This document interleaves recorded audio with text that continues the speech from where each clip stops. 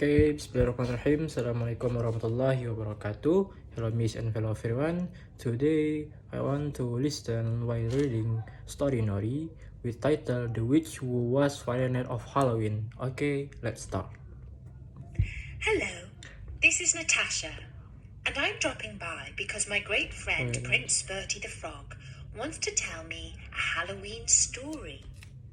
Bertie loves Halloween stories because they are about spooks and witches and skeletons that talk and all sorts of things that make you want to go, ooh.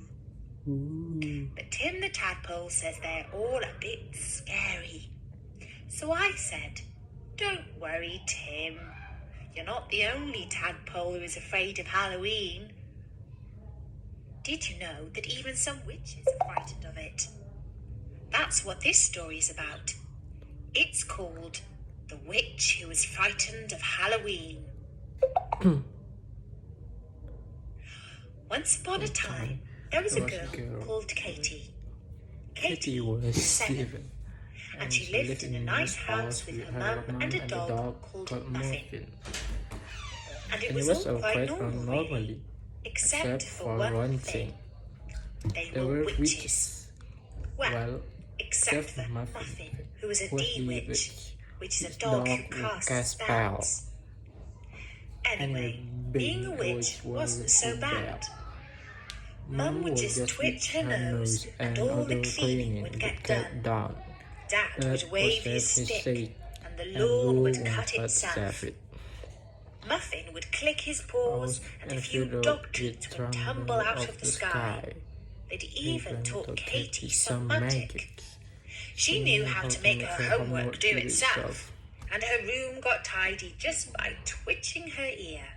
But there was just one thing Katie really didn't like. Halloween. Once a year, when the leaves were falling off the trees and the nights were getting longer, all the children in her school and along her street would get terribly excited about Halloween. They made costumes of horrible-looking witches, with long pointy noses and spots and nasty black hats and broomsticks. And Katie said in school, "Witches aren't like that really. My mum looks quite nice." And all the other girls fell about laughing. "Katie thinks she's a witch," they laughed. "She's ugly and horrible, just like a witch." And when Katie went home that day, she was really upset. She cried and cried and cried.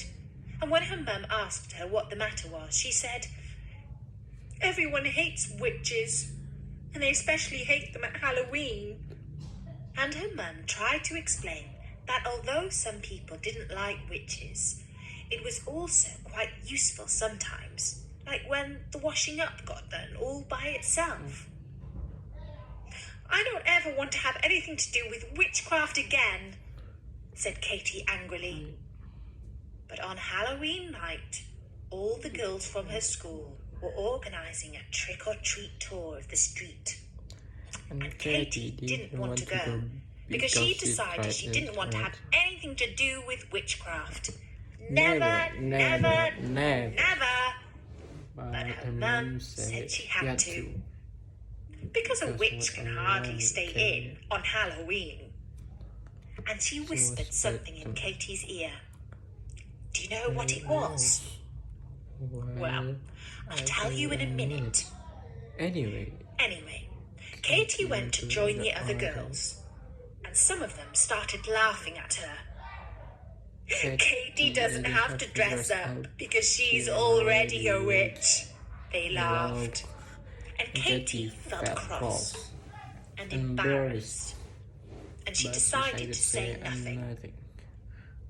At the first house, they got loads of sherbet lemons.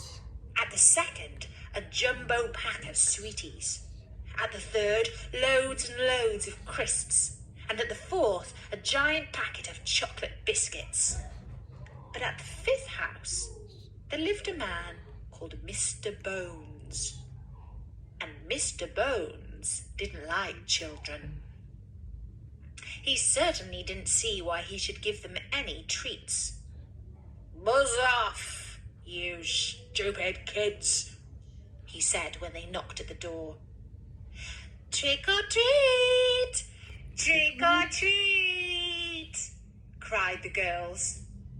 "Yes, well, I think I'll take the trick, if it's all the same to you," said Mr. Bones, and a horrible smile creased up his face. "Because you're just a bunch of stupid little girls, and you don't scare me." "But one of us is a real witch," said Amelia, the biggest of the girls. Yes, Katie's a real witch," they all cried. And Mr. Bones just laughed and laughed. "That's the stupidest thing I've ever heard," he said. Go on, Katie. "Go on, Katie," said Amelia. "Let's see if you really are a witch." And so Katie stepped forwards.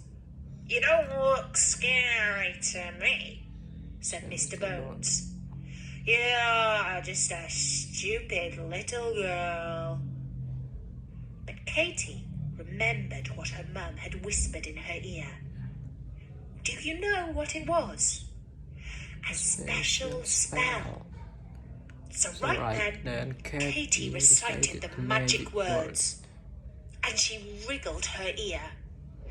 And all the girls gasped in amazement, because suddenly Mr. Bones wasn't Mr. Bones anymore.